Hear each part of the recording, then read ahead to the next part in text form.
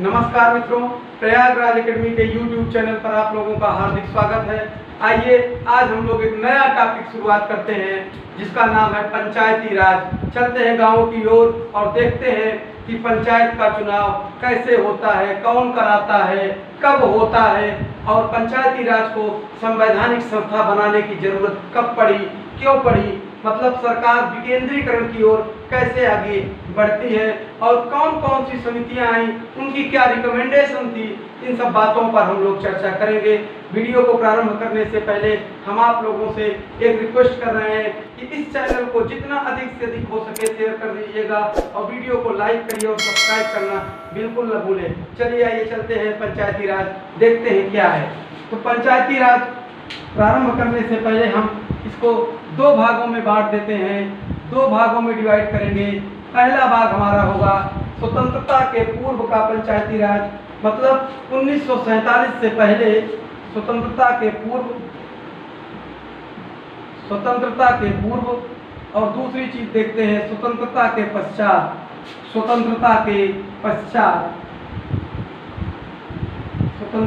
पश्चात।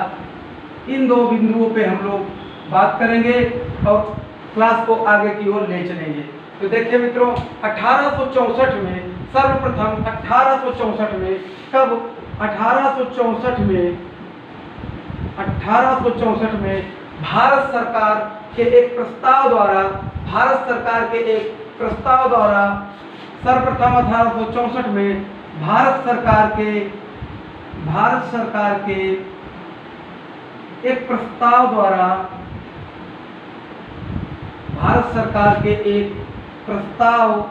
द्वारा आप लोग इसको नोट डाउन करते चलिए। 1864 में भारत सरकार के एक प्रस्ताव द्वारा स्थानीय स्वशासन को मान्यता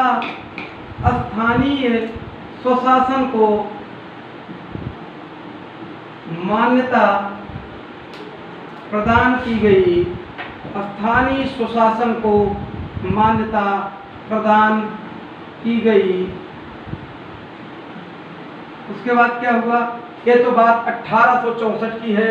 1864 की बात हमने आपसे किया। अब हम चलते हैं आगे और देखते हैं 1870 में लॉर्ड मेयो ने आप लोग इसको नोट डाउन कर लीजिए। चलिए आगे देखते हैं। 1870 में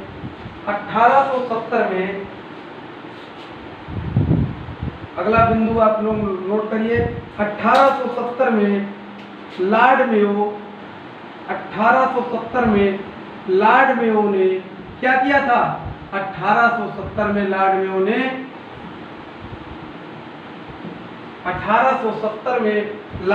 ने क्या किया था? इसको पंचायतों को कार्यात्मक और वित्तीय स्वतंत्रता, पंचायतों को 1870 में लॉर्ड मेयो ने पंचायतों को कार्यात्मक एवं वित्तीय स्वायत्तता प्रदान कर दी थी। वित्तीय स्वायत्तता प्रदान की थी।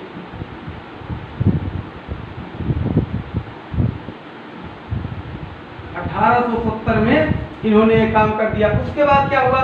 फिर कौन आया? फिर आ गए लॉर्ड रिपन। अब 1882 का वर्ष आ गया। वर्ष कौन आ गया? 1882 का। और आप जानते हैं कि 1882 में कौन था? तो 1882 में लॉर्ड रिपन थे और लॉर्ड रिपन को स्थानीय स्वशासन का जनक भी कहा जाता है।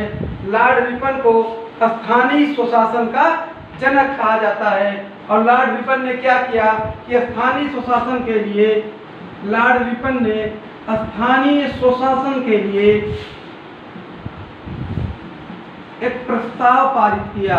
स्थानीय स्वशासन के लिए एक प्रस्ताव पारित किया।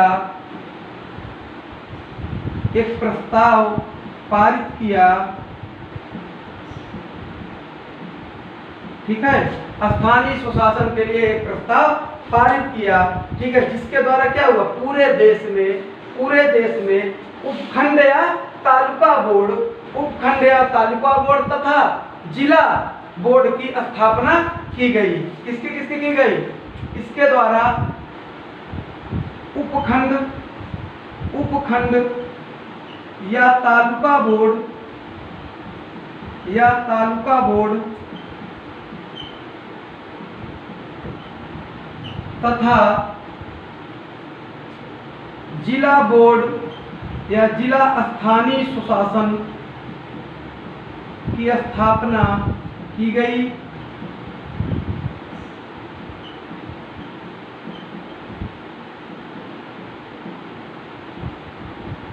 साथ ही क्या हुआ?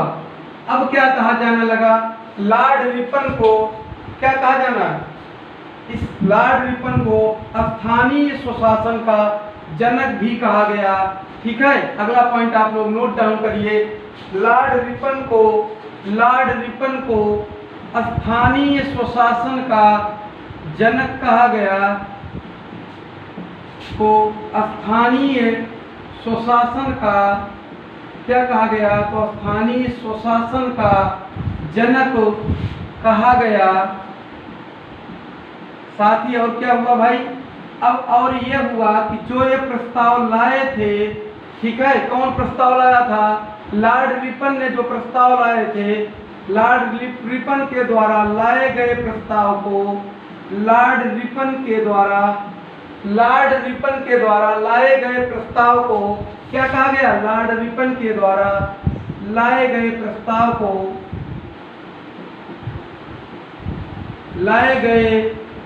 को स्थानीय सुशासन का मैग्ना कार्टा कहा गया। स्थानीय सुशासन का क्या कहा गया? मैग्ना कार्टा कहा गया। और मैग्ना कार्टा का मतलब होता है, मैग्ना कार्टा कहा गया, ठीक है। मैग्ना कार्टा का अर्थ होता है, देखिए मैग्ना कार्टा दो संदर्भ में है।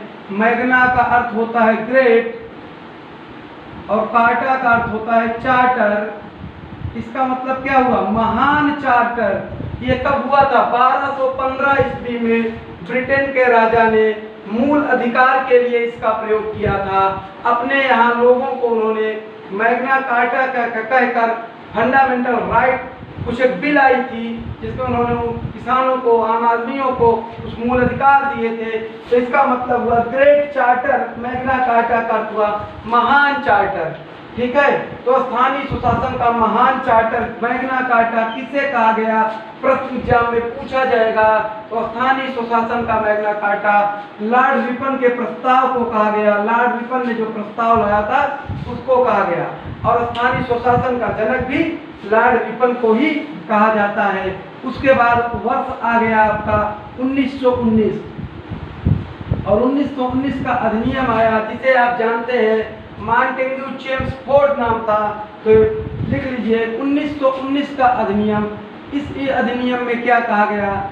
1919 का अधिनियम में देखिए क्या बात थी। 1919 के अधिनियम में जो बात थी, आप लोग इसको नोट डाउन करिए। देखिए 1919 का जो अधिनियम आया था, इसमें जो था स्थानीय स्वशासन पर गवर्नर की परिषद, जो काउंसिल ऑफ गवर्नर थी, वो कानून बनाती थी। तो लिख लीजिए स्थानीय स्वशासन। स्थानीय स्वशासन नियम कौन बना रहा है? देखिए नियम कौन बना रहा है? इस पर गवर्नर बना रहा है। गवर्नर की परिषद, काउंसिल ऑफ गवर्नर क्या बनाती है? कानून बना सकती है, कानून बनाती है, ठीक है। और किस पर? विषय पर, मतलब स्थानीय सुशासन के विषय पर। स्थानीय सुशासन के विषय पर गवर्नर परिषद जो है कानून बनाती थी। स्थानीय सुशासन के विषय पर गवर्नर परिषद कानून बनाती थी। अब आगे लिख लीजिए, हेडिंग डालिए 1935 का अधिनियम। 1935 का अधिनियम, government of Indian act, Bharat शासन अधिनियम 1935। 1935 जो है government of Indian act GOI 1935 का अधिनियम, ठीक है। वर्ष 1935 के अधिनियम में क्या हुआ है? 1935 के अधिनियम के द्वारा स्थानीय स्वशासन को पूर्णतया क्या घोषित कर दिया गया, राज्य का विषय। ठीक है, इसमें क्या हुआ, इस अधिनियम के द्वारा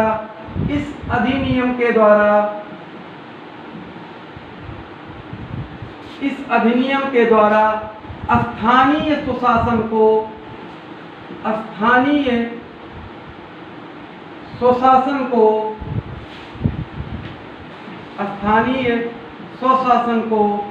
पूर्णतया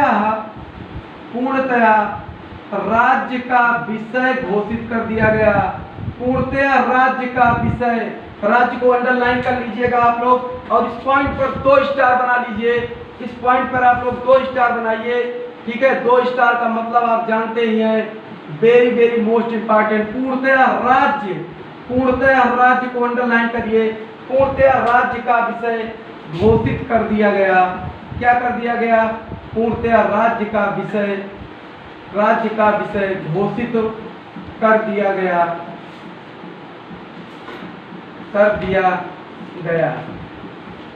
तो ये तो बातें थी हमारी स्वतंत्रता के पूर्व की।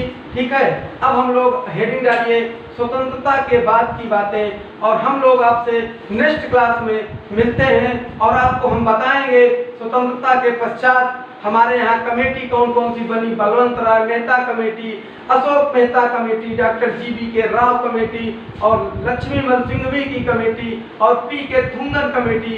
5 कमेटी के बारे में हम जिक्र करेंगे। ठीक है, तब तक के लिए धन्यवाद, नमस्कार। आप लोग अच्छे से पढ़ाई करते रहिए और हमारे चैनल को जितना अधिक से अधिक हो सके शेयर कीजिए, लाइक कीजिए, सब्सक्राइब कीजिए। यदि कोई क्वेरी हो तो कमेंट करके आप लोग अवश्य पूछ सकते हैं। धन्यवाद।